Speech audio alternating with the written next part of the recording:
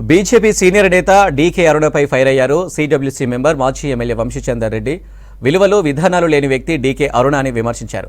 అవకాశవాద రాజకీయాలకు మారుపేరని ఆరోపించారు. అసదుద్దీన్ ఓవైసీ పిలిస్తే డీకే అరుణ ఎంఐఎంలోకి కూడా వెళ్తారని చెప్పారు. తాను డబ్బులకి అమ్ముడుపోతే డీకే అరుణ బంగ్లాలు కట్టేవాడనని వంశీచందర్ రెడ్డి చెప్పారు.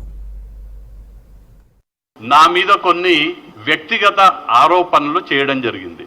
వంశీచందర్ రెడ్డి తల్లి పాలు తాగి రొమ్ము గుద్దే రకమైన మాట మాట్లాడడం జరిగింది. తల్లి పాలు తాగి రొమ్ము గుద్దే రకమని డీకే అరుణ గారు మాట్లాడితే దయ్యాలు వేదాలు వల్లించినట్టుగా ఉన్నది. పూటకొక పార్టీ మారే దిగజారుడు రాజకీయాలు చేసే, అవకాశవాద రాజకీయాలు చేసే డీకే అరుణ తల్లి పాలు తాగి రొమ్ము గుద్దే రకమని ఇంకో మాట, ఇంకో విమర్శ చేయడం జరిగింది ఆవిడ నా మీద. డీకే అరుణ గారిని విమర్శిస్తే వంశీచందర్ రెడ్డి మైలేజ్ పెరుగుతుందంట. నువ్వేమన్నా సోనియా గాంధీవా? తెలంగాణ ఇచ్చిన సోనియా గాంధీవా? దేశం కోసం ప్రాణాలు అర్పించినటువంటి కుటుంబం నుంచి ఏమన్నా వచ్చినావా?